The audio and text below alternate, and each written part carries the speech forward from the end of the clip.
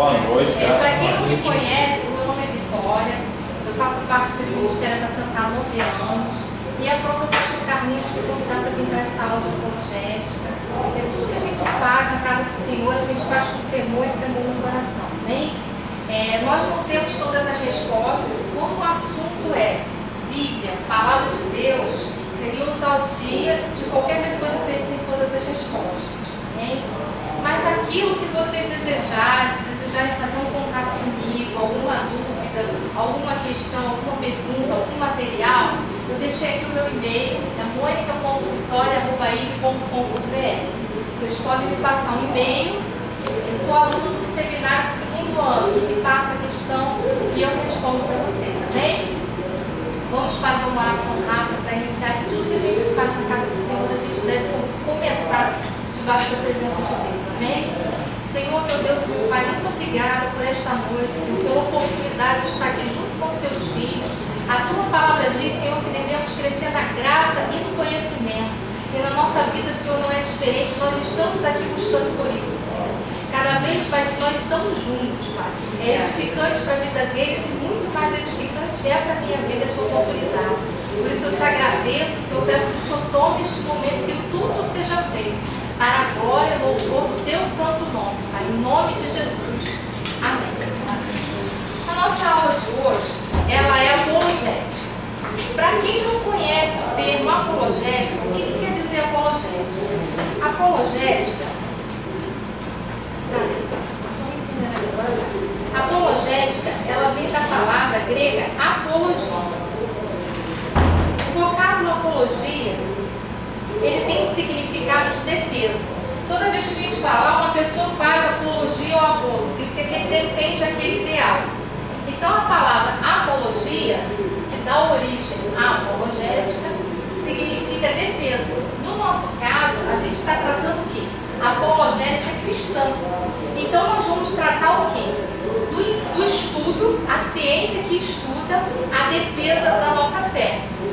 A gente fala apologética cristã porque qualquer pessoa que defenda a sua fé, ele está fazendo apologética.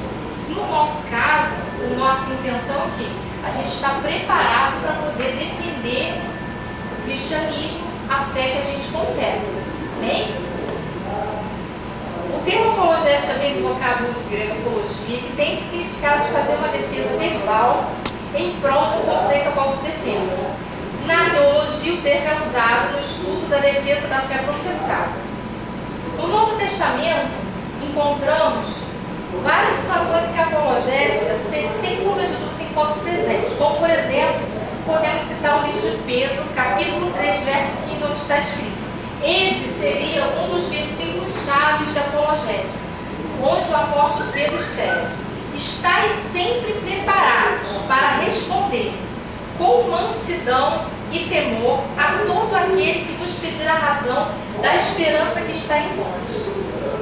O apóstolo Pedro, que foi uma pessoa conhecida pelo seu jeito rude de tratar, uma pessoa que cortou a orelha do soldado, ele vem falar no livro que nós devemos estar preparados com mansidão e temor.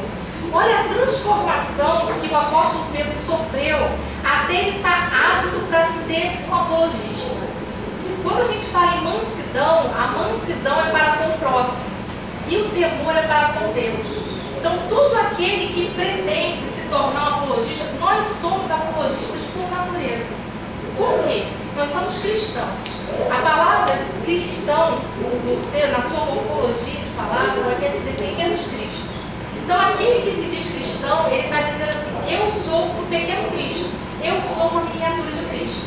E Jesus, no ministério terreno dele, que foi um ministério curto, um ministério de 3 anos, Jesus ele foi um grande apologista.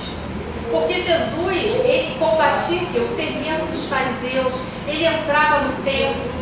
Jesus, ele combateu as ofertas profanadas com defeitos que eram vendidas, ele derrubou as bancas do templo. Isso também é apologética. E nesse versículo, Pedro, ele nos dá a instrução: estais sempre preparados. O que é estar sempre preparado? Irmãos, para a gente ser um apologista, a gente precisa estar preparado com a palavra de Deus. A gente não pode defender aquilo naquilo que a gente não conhece. A gente vai, no decorrer desse módulo primeiro, de defesa da fé. Quando nós encerrarmos esse módulo, a gente vai estudar o módulo de seitas e heresias. Nesse módulo, a gente vai conhecer algumas seitas, algumas heresias e quais são os fundamentos básicos dessas seitas e dessas heresias. São pessoas que criaram religiões, muitas vezes denominadas cristãs, como os mormons, por exemplo, que é baseado no Evangelho. Allan Kardec fez o Evangelho segundo Allan Kardec baseado nas Escrituras, só que há uma distorção, há uma subversão da mensagem original do Evangelho. Então, se nós não estivermos baseados nesse versículo de 1 Pedro, estarmos sempre preparados para responder. Quando nós estivermos face a face com uma pessoa dessa, o que vai acontecer? Geralmente eles vão dobrar a gente, colocar no envelope e colocar dentro do bolso. Porque essas pessoas, elas estão acostumadas a combater a fé que eles acreditam. Se a gente conversar com testemunhas de Jeová, a gente fica pasmo de como essas pessoas são estudiosas da Bíblia. Eles conhecem a Bíblia de ponta a ponta, ainda que seja para refutar certos fundamentos da Bíblia. Mas tem uma diferença. Ontem, acho que foi ontem ou sábado, porventura, eu tinha 2 livretos que eu ganhei de testemunhas de Jeová que estavam já há um bom tempo querendo me convencer nessa caminhada, tá?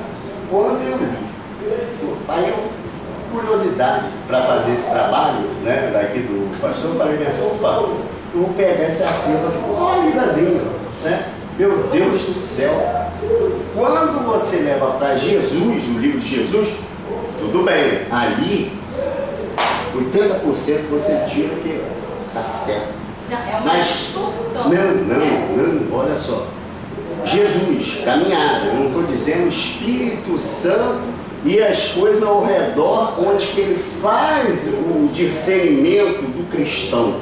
Porque as letras, sem o Espírito que ensinou Paulo, tá? Quando você lê a Bíblia e a revelação vinda, não adianta, ela é morta. Ela vai ser confrontada com uma pessoa que leu e a outra que o Espírito deu. Existe uma grande diferença. Então, quando eu li aquele livro, aquela parte, ou o outro do Testemunho de Jeová, para tirar alguma coisa, meu Deus do céu, eu vi a diferença. Então, mas o que acontece? A gente vê a diferença por quê? A gente vê a diferença se você estiver com firme fundamento daquilo que você crê. Se você conhecer a fé que você professa. Por quê?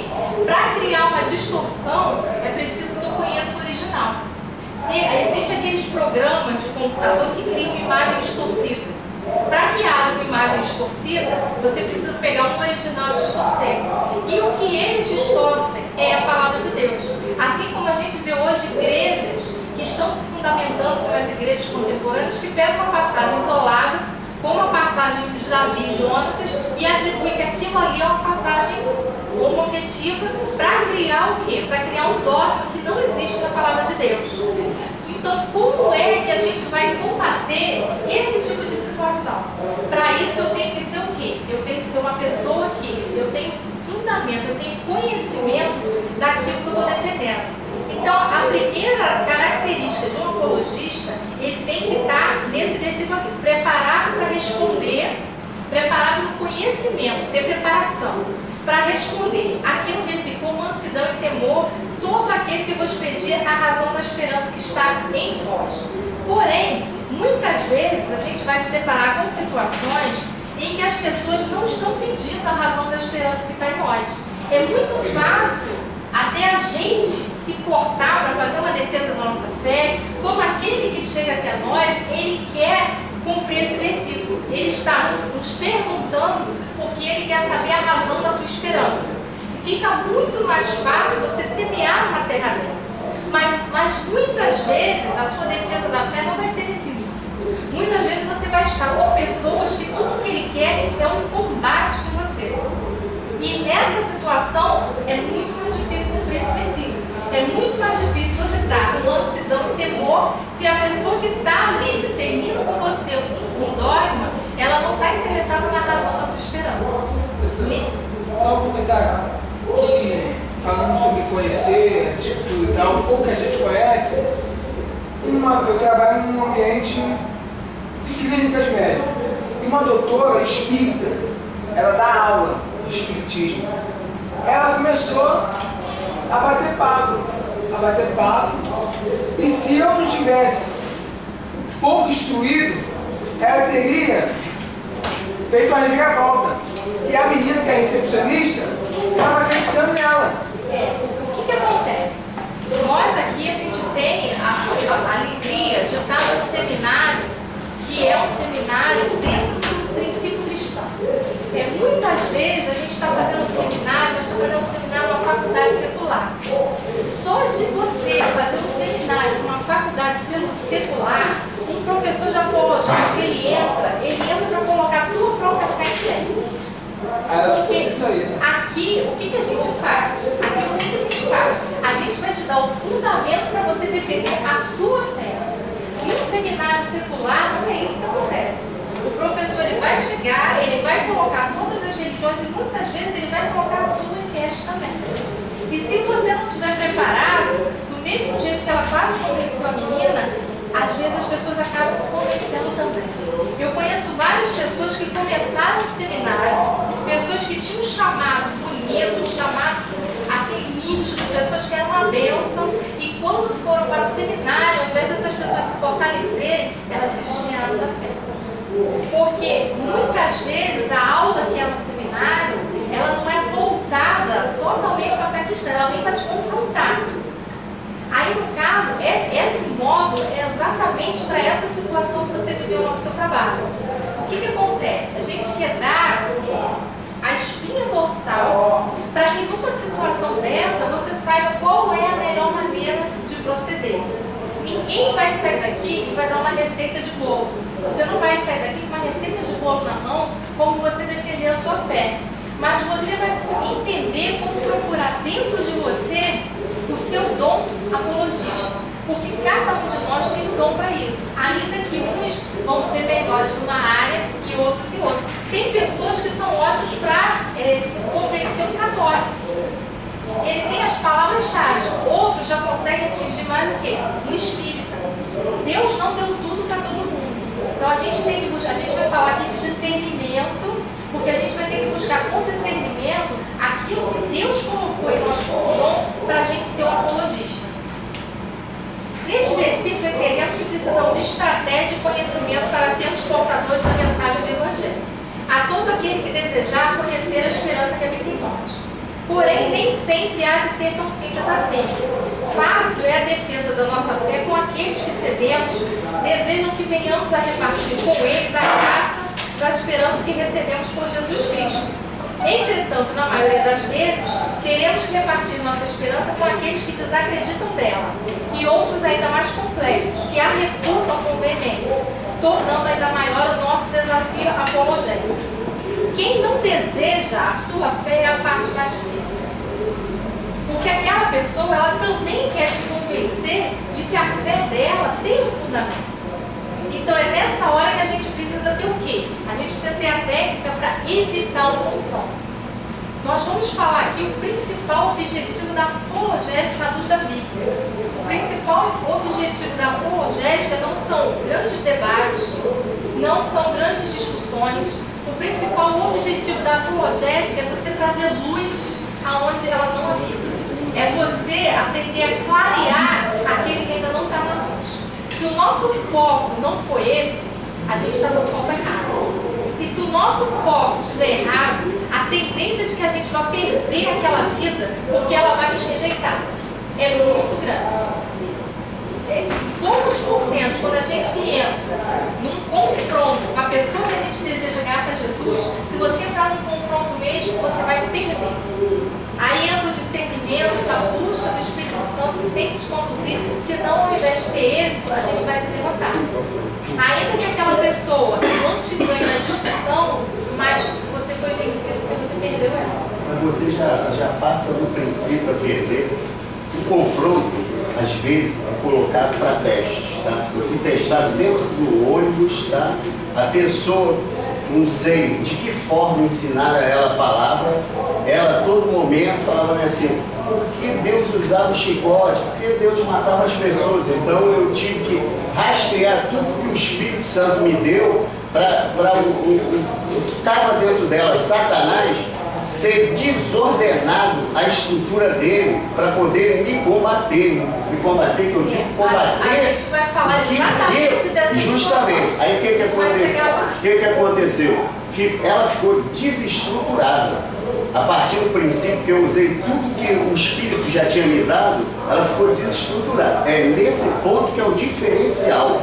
A gente vai entrar nessa situação. Existem pessoas, eu conheço Tá aqui hoje, existem pessoas que vão vir para a nossa vida nesse confronto que são mensageiros de Satanás. E a gente precisa, aí a gente fala o tempo todo. Um apologista, nós somos apologistas por natureza, mas o apologista precisa ter discernimento. Aqui, a gente tem 3 tópicos que são caminhos para que a gente possa defender o nosso ideal de vida. Primeiro, você precisa acreditar com plenitude naquilo que você defende. Muitas vezes, aí você fala assim, mas eu acredito. Tá bom, a gente acredita no Deus que a gente serve. A gente acredita no Deus que a gente aceitou e que restaurou a nossa vida. Mas existem situações que vão ser abordadas que você precisa acreditar nela com plenitude. Por exemplo, se você se depara com uma pessoa que acredita que o mundo ele tem uma origem evolucionista, nós somos criacionistas porque nós acreditamos que a criação veio da mão de Deus. Se você, mesmo você acreditando em Deus, se você não tiver certeza do fundamento criacionista, para ter certeza que você crê com plenitude no conceito do criacionismo, você não consegue defender. A pessoa vai falar para você da evolução, a pessoa vai falar para você do que tem e você vai tremer naquilo ali. Então, uma das principais, são os 3 principais tópicos. Você precisa acreditar com plenitude naquilo que você defende. Você vai debater sobre aborto. A gente está numa campanha para o aborto. Você acredita com plenitude que aquilo ali, diante dos olhos de Deus, é uma prática reprovável?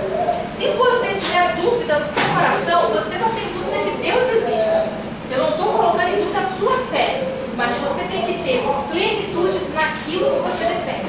Aquele dogma que você defende, você precisa acreditar nele com plenitude. Ninguém defende aquilo que não acredita. As pessoas que morreram por um ideal, elas acreditavam naquilo a ponto de dar vida por aquele ideal, como Estevão, que morreu apedrejado por causa do ideal do cristianismo. Se a gente não tiver essa plenitude de crença, a gente não consegue chegar ao nível de um bom apologista. O segundo tópico, ter total conhecimento e domínio daquilo no qual você acredita. Eu conheço, então o que acontece? Eu respaldo aquilo ali. Aquilo que eu conheço, eu respaldo. Aquilo que eu não conheço, eu não posso respaldar. Se uma pessoa me pede referências sobre a imanismo, eu vou respaldar, eu a conheço. Se eu não a conhecesse, eu não poderia fazer. Então, se eu quero ter respaldo naquilo que eu vou defender, naquilo que eu vou colocar como tese, naquilo que eu quero fazer com que as pessoas acreditem, eu preciso ter conhecimento daquilo ali. O conhecimento é muito importante. Eu não estou dizendo aqui que ninguém tem que se tornar PhD, doutorado em nada para ser um apologista. Isso é dom de Deus. Existem pessoas que têm um chamado para isso, que você vê que a pessoa, ela começa a abrir a boca e ela fala, e ela convence. Geralmente são grandes evangelistas. Os grandes evangelistas são apologistas por natureza. Mas ainda que você pode ser um excelente pregador, ter um chamado para pregação, ainda assim você terá que ser um apologista. Porque Você pediu o início? Qual o conceito de apologética? Apologética, ela vem do termo grego apologia. A gente ouve falar em muita apologia. Fulano faz apologia pelas drogas, faz apologia pelo voto. Apologia quer dizer uma defesa. Só que no caso, a gente está tratando o quê? De apologética cristã. É o estudo de defesa da fé. Nesse primeiro tempo, eu vou explicar para vocês, nessa aula aqui mais uma, o que é a defesa da fé.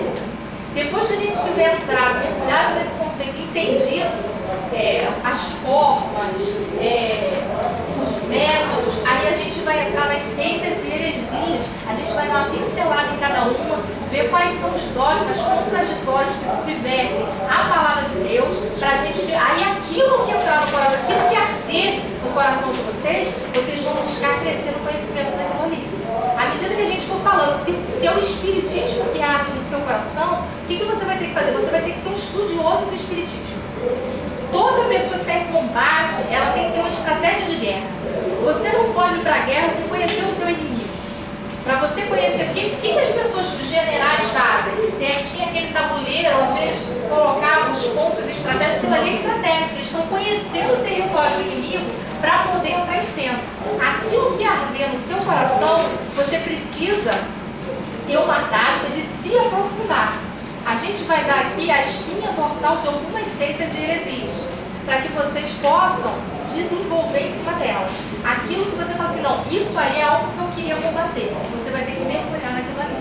Porque se a gente for mergulhar em uma seita para estudar, a gente teria que ter várias aulas falando sobre ela, a gente não tem tempo para isso. Amém? A terceira habilidade é ter a habilidade para identificar a estratégia necessária para cada tipo de situação que confrontar a sua fé. E a gente vai chegar nesses tipos de habilidade aqui ainda. Em Atos 18:4, a habilidade, por exemplo, a gente falou no início da mansidão de Pedro. Que em 1 Pedro ele fala que a gente tem que ter mansidão e temor. Mas a gente também vai ver em Atos um Paulo que discutia nas sinagogas, que persuadia, que ia lá e confrontava os judaizantes. Quer dizer, são duas vertentes da apologia. Um Pedro que foi um cara rude e agora manso como apologista. E um Paulo que nem acreditava que era assassino de cristão, agora ele é um ofensivo como apologista. Então existem vários tipos de habilidade. Agora existe a personalidade de cada um. Eu, por exemplo, não tenho uma personalidade ofensiva. Se eu for defender a minha causa, eu sou defensiva. Eu não vou, porque é a minha personalidade. E Deus usa a gente dentro daquilo que Ele nos fez. O nosso caráter é transformado, mas a nossa personalidade foi Deus que deu. Então, se Ele me fez mais tranquila e fez o pastor Silas Malafaia, com aquele jeito dele, é porque Ele tem um propósito. E é um dos maiores apologistas que a gente tem. Ele pode, para qualquer programa, para qualquer situação, ele se sai sempre muito bem. É um homem preparado, ele gosta. Isso arde em chamas. A gente vê outras pessoas indo para debate, você vê as pessoas ali constrangidas, ele não, ele se lança, ele pede por aquilo. Eu acho que ele ora para que alguém chame ele para que ele vá lá, porque isso está dentro dele. Foi o Senhor que plantou nele. E ele é muito bom. Para mim, ele é o melhor. Assim, ele é sensacional. Em Atos 18:4, encontramos o apóstolo Paulo em Éfeso, numa sinagoga, discutindo com os judeus sobre o cristianismo. Em Atos 17 e 17, ele discutia todos os sábados na sinagoga. E a palavra nos diz que ele, com habilidade, suas palavras, persuadia tanto os judeus quanto a gregos. O que é persuadir? Persuadir é a pessoa convincente. O apologista, ele tem que ser convincente. Ele acreditava naquilo que ele pregava e ele tinha o conhecimento e a habilidade. Paulo ali, ele não estava lidando com qualquer pessoa. Ele estava lidando com rabinos, com doutores da lei, com pessoas que eram mestres na lei. Então, e ele que esteve do outro lado da moeda, agora ele estava ali defendendo uma doutrina nova que as pessoas ainda não conheciam direito, cheias de dúvidas, e ele debatia nas sinagogas. Então, essa é a outra vertente. É um Paulo que ele já era o quê? Ele era ofensivo na apologética. A palavra persuadir, o que significa? Induzir alguém a aceitar um conceito que até então não era aceito, no caso, na época do cristianismo. Levar alguém a crer em alguma coisa que até o momento desacreditava. No caso, ele estava palestrando para judeus e gentios para levar o conceito do cristianismo que eles ainda não tinham crença. Essa característica persuasiva foi uma marcante no ministério de Paulo, considerado apóstolo dos gentios. Aquele que era judeu entre judeus, assassino de cristão, educado aos pés de Gamaliel, agora era persuasivo defensor da fé cristã. Paulo, ele foi o maior evangelista que o mundo já conheceu. E quando a gente fala que Paulo, judeus entre judeus, na verdade, Paulo, ele se intitulava fariseu entre fariseus. Eu coloquei aqui porque da mesma forma que hoje a gente tem espiritismo, a gente tem catolicismo, a gente tem várias situações que até usam algumas vertentes do cristianismo para tentar se solidificar, da mesma forma acontecia naquela época. Naquela época a gente tinha algumas divisões dos judeus.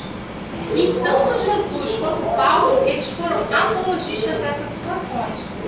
Os judeus, eles se dividiam principalmente nos fariseus, nos saduceus, nos essênios, nos herodianos e nos zelotes.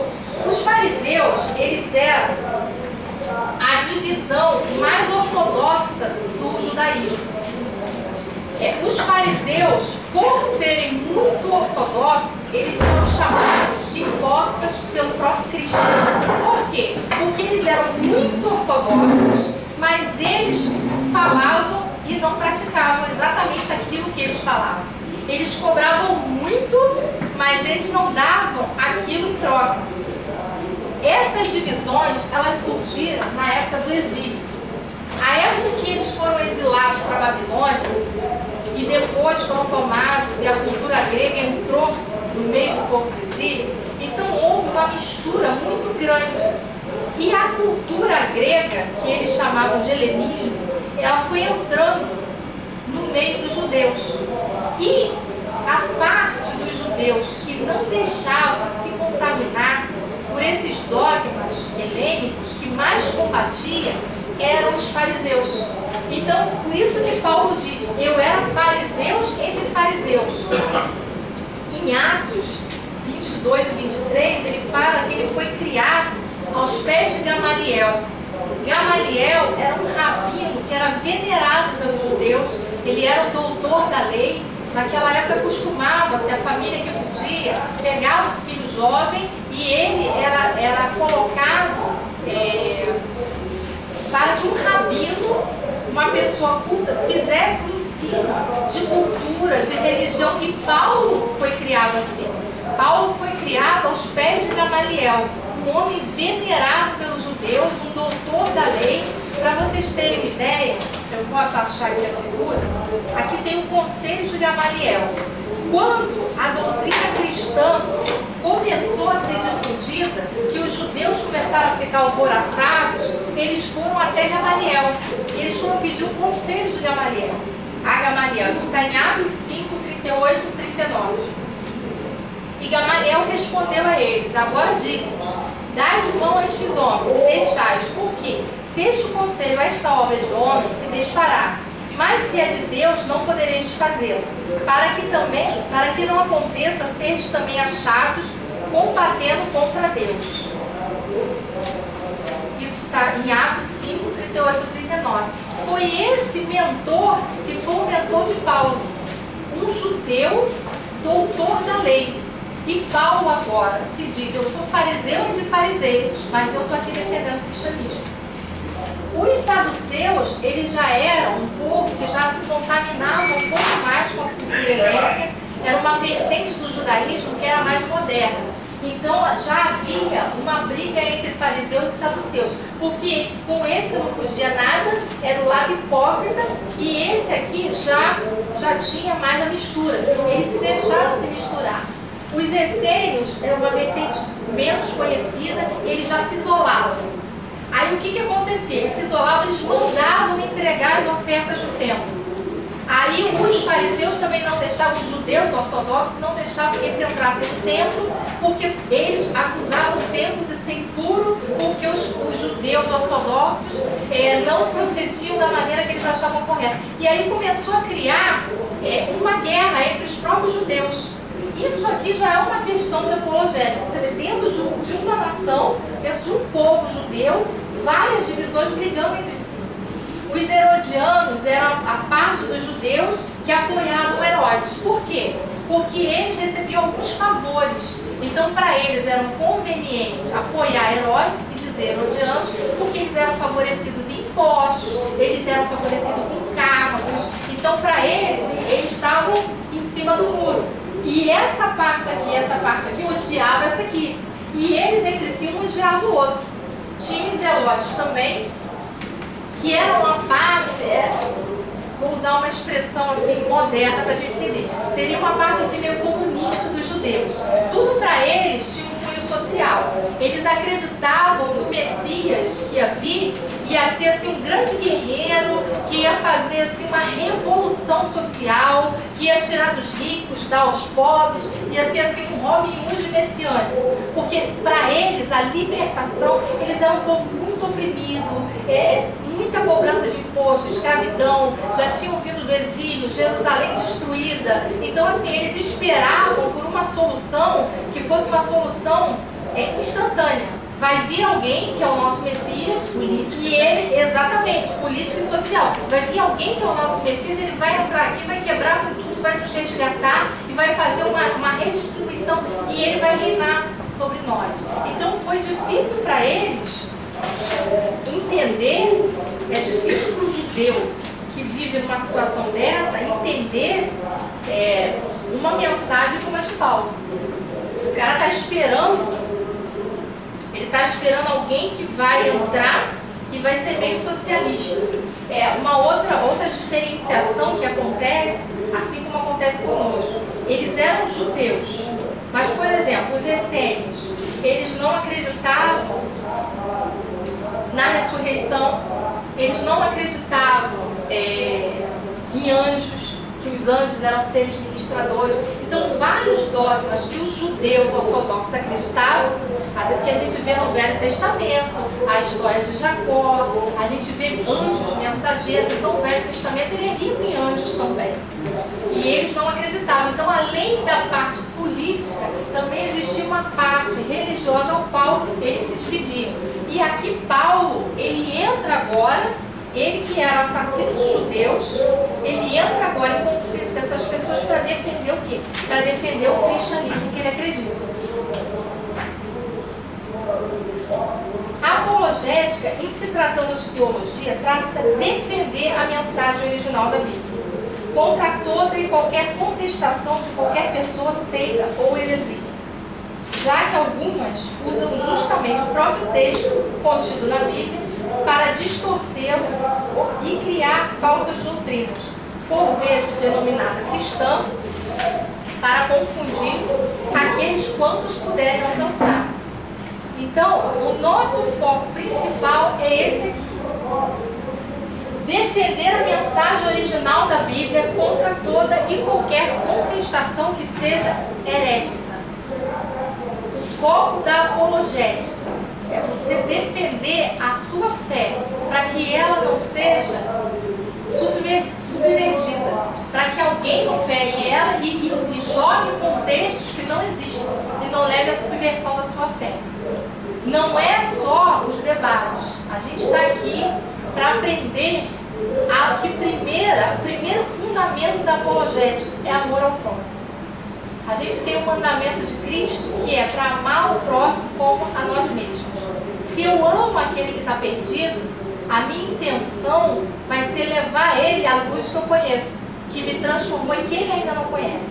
Então eu não vou olhar com raiva, eu não vou olhar com sarcasmo, eu não vou olhar com ironia, eu não vou tentar manipular com mentiras para ele aderir ao meu pensamento. Eu vou ir até ele, mesmo que se precise em debate for, mas o que? Com amor. Um dos fundamentos para você ser um apologista de êxito é você entender que aquela pessoa que está na sua frente, ainda que ela sirva ao inimigo, ela não é seu inimigo. Porque Deus não tem prazer na alma que se perde. Se Ele nos chamou para sermos apologistas, é porque Ele tem a expectativa que nós somos capazes de ganhar aquelas pessoas para o reino de Deus. Não para que a gente possa criar debates que não têm fim, mas que não vão edificar a vida de ninguém muitas vezes. Ainda que muitas vezes a gente tenha até essa provocação da outra parte para fazer isso, mas aí tem que entrar o nosso domínio próprio. Para uma estratégia de apologética eficaz,